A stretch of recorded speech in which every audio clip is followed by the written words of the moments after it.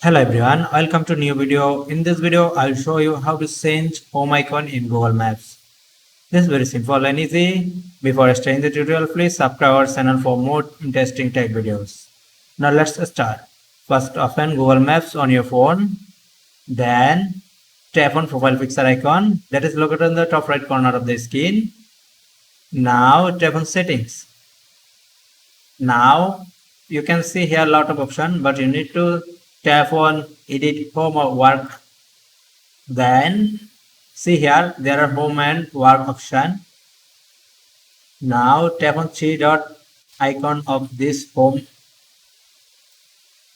Then tap on change icon.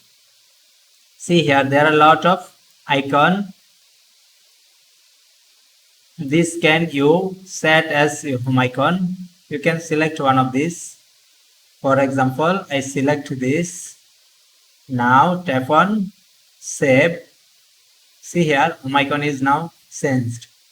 That's it for now. I hope you enjoyed this tutorial. If you enjoy this, please like this and also as well as subscribe our channel for more interesting tech videos. Thank you.